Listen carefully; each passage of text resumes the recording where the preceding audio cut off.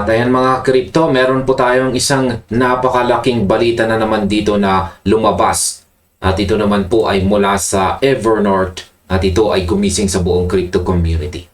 Si Evernorth CEO Ashish Birla at board member Ted Janos ay naglabas po kasi ng isang malaking babala at pananaw tungkol po sa kinabukasan ng blockchain at saka ng XRP. Ayon po sa ulat, ang Evernorth ay hindi lamang basta kumpanya. Sila ay humahawak ng halos 500 million XRP tokens sa kanilang mga wallet. Dahil sa laki ng kanilang hawak, ang bawat salita na lumalabas sa kanilang mga executive ay seryosong pinag-uusapan ng mga malalaking investors sa buong mundo. At ngayon ay aalamin natin kung bakit napakahalaga ng bagong pananaw na ito at kung paano ito makakaapekto sa ating lahat. Hindi na natin kailangang dumaan sa mga komplikadong technical charts dyan dahil ang tututukan natin sa video na ito ay ang mismong pahayag ng mga taong nagpapatakbo ng industriya. Ayon po dito sa crypto commentator na si Crypto Ayman, ang panayam na ito ay nagbibigay ng malinaw na direksyon kung saan patungo ang global finance. Ano nga ba ang ibig sabihin ng babala o warning na ito mula sa Evernorth? Paano nito babaguhin ang takbo ng ating mga hawak na digital assets ngayong taon? Kaya mag-relax po tayo at sabay-sabay nating pag-usapan ang mga detaleng ito sa video na ito. At simulan po natin sa ating unang katanungan kung bakit nasa first inning pa lang ang blockchain na technology. Ayan. Isa po sa pinakamahalagang binigyang diin sa panayam na ito ni Ted Janos ay ang paglalarawan niya sa estado ng technology ngayon. Yan po yung kanilang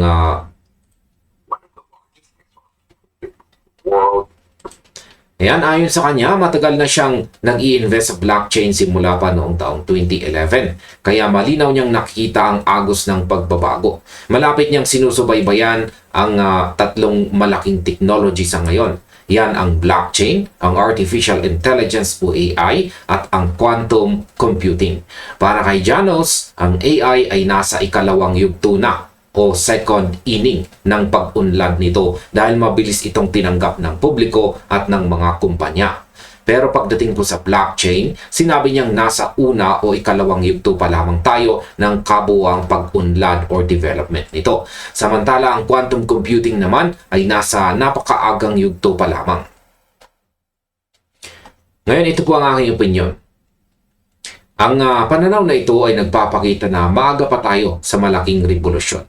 Kung ang AI ay mabilis umunlad, ang blockchain naman ay kumikilos bilang pundasyon ng infrastructure na mas malalim ang ugat. Ang opinion po ng analyst na si Ted Janos ay napakalinaw. Yan po, ang blockchain ay hindi lamang isang panandaliang speculative technology kundi isang permanenteng pundasyon ng hinaharap. Para sa mga nagmamay-ari po or nag-hold ng XRP, ito ay isang malaking kumpirmasyon na ang ating pinasok na industriya ay mayroon pang napakahabang lalakbayin bago marating ang peak nito. Ang pagiging early o maaga natin sa teknolohiyang ito ay nangangahulugang marami pang oportunidad ang darating sa mga susunod na taon habang ang mundo ay dahang-dahang lumilipat sa on-chain infrastructure. Ngayon ay paano naman ililipat ang mga trilyong dolyar na assets sa blockchain? Hindi lang basta simpleng teknolohiya ang pinag-uusapan kundi ang paglipat ng mga tunay na yaman ng mundo patungo po sa blockchain. Sinabi po ni Janos na may lumalaki pong kasunduan ngayon sa pagitan ng mga pinuno ng malalaking international finance. Binanggit po niya ang mga pangalan mula sa BlackRock, Fidelity, Nasdaq, pati na rin ang mga opisyal ng gobyerno ng United States. Ayon sa kanyang mga nakasalamuha, inaasahan na nila na ang mga traditional na financial assets ay magiging tokenized o ililipat sa blockchain ledger sa mga susunod na taon. Ang mga stocks at bonds ang mangunguna sa paglilipat na ito dahil sa pangangailangan ng mas mabilis at mas ligtas na transaction. Sa aking opinyon, kung susuriin natin ang pananaw ng analyst na si Ted Janos, ang pagsali ng mga higanting tulad ng BlackRock at Fidelity ay patunay na ang Wall Street ay handa ng sumugal sa tokenization. Kaya ang masasabi ko po rito ay napakasimple lamang, kung saan ang pera ng mundo ay hindi na mananatili sa lumang sistema ng papel at manual ledger. Kailangan nito ng mas mabilis na riles at dito po papasok ang mga network tulad ni XRP. Kapag ang trilyong dolyar na halaga ng mga stocks at bonds ay pumasok na sa on-chain ledger, ang mga may hawak ng tamang digital assets ang unang makikinabang sa napakalaking liquidity na ito. Ang paglipat na ito ay hindi na tanong kung mangyayari ba, kundi kung kailan ito tuluyang ipapatupad sa buong mundo. Ngayon, ano naman ang ChatGPT moment para sa blockchain at saka XRP? Yan, sa parehong panayam ay binahagi rin ni Ted Janos ang kanyang pag-uusap sa CEO ng Ripple na si Brad Garlinghouse. Inilarawan po ni Garlinghouse ang kasalukuyang posisyon ng blockchain sa pamamagitan ng pagkahambing dito sa isang ChatGPT moment. Yan, highlight lang natin. ChatGPT moment. Alam nating lahat kung paano po sumikat ang ChatGPT. Sa loob lamang ng maikling panahon, binago nito ang paraan ng pagtatrabaho ng buong mundo dahil naging madali at accessible ito sa lahat. Ayon po kay Janos, ang blockchain ay papalapit na rin sa ganitong uri ng mabilis at malawakang pagtanggap. Idinagdag pa niya na ang pagbabagong ito ay magpapatuloy po sa loob ng susunod na 1 o 2 taon, anuman ang mangyari sa mga nakabinbing batas sa United States tulad ng Clarity Act na posibleng dumanas ng mga pagkaantala. Sa aking opinyon, ang paghahambing po sa ChatGPT moment ay nagbibigay po sa atin ng ideya tungkol sa bilis ng pagbabago na paparating. Ayon po sa pananaw ng analyst, ang mga regulasyon o pagkaantala sa gobyerno ay maaari lamang magpabagal ng kaunti sa simula. Pero hindi po nito mapipigilan ang hindi mapigilang alon ng technology. Ang opinion ko po rito ay malinaw. Kapag ang pangkalahatang publiko at ang mga negosyo ay sabay-sabay na nagising sa benepisyo ng blockchain, ang pagbabago ay mangyayari ng mabilis kaysa sa inaasahan natin. Si XRP bilang isa sa mga nangungunang digital asset para sa payment at mabilis na transaction ay nasa gitna ng pagbabagong ito. Ang tiwala ng mga executive tulad po ni Brad Garlinghouse ay nagpapakita ng technology ay handa na para sa global scale. Ngayon ay magkano naman ang halaga ng mga assets na lilipat sa blockchain? Pinalawak pa ni Ashish Birla ang usapan tungkol po sa tokenization sa pamamagitan ng pagbibigay ng isang nakakagulat na numero. Ayon po sa kanyang pagtataya, mahigit $500 trillion na halaga ng real-world assets ang kalaunay lumipat sa mga blockchain networks. Sinabi rin niya na ang huling halaga ay posibleng lumampas pa sa numerong ito dahil ang technology ng blockchain ay magbubukas ng mga bagong produkto at serbisyo na sa ngayon ay hindi pa natin naiimbento o nakikita.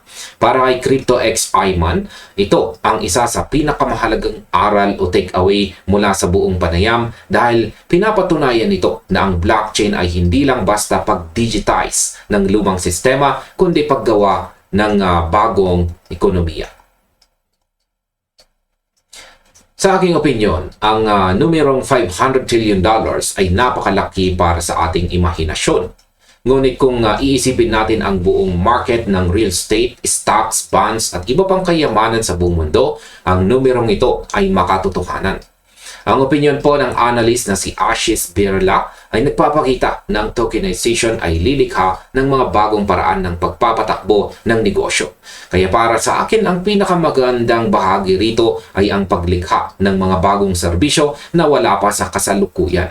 Kapag ang mga traditional na asset ay naging digital tokens, ang bilis ng pag-ikot ng pera ay bibilis ng husto. Ang mga kumpanyang tulad po ng Evernorth, na may hawak na napakaraming XRP ay malinaw na naghahanda para sa panahong ito kung saan ang trilyong-trilyong dolyar ay dumadaloy sa mga decentralized na rails.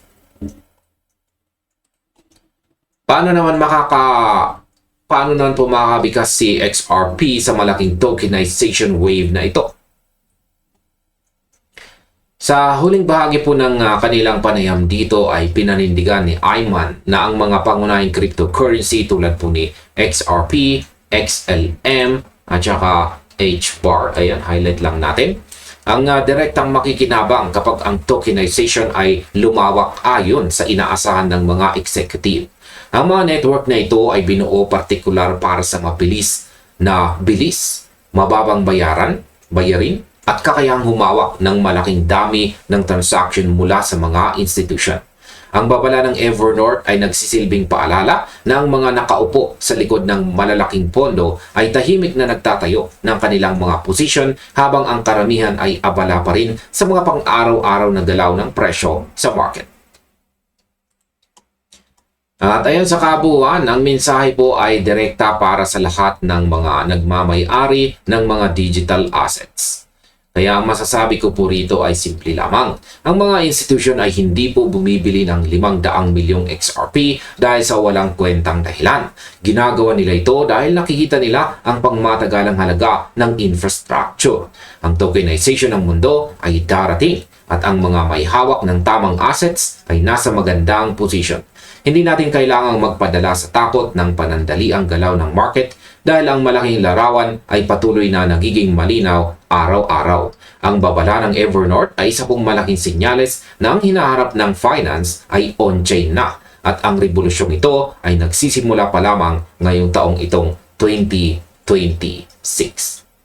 At hanggang dito na lamang po tayo sa video na ito mga ka-crypto. Maraming salamat sa inyong panonood. Maaaring panoorin na rin po ninyo sunod ang recommended video dito.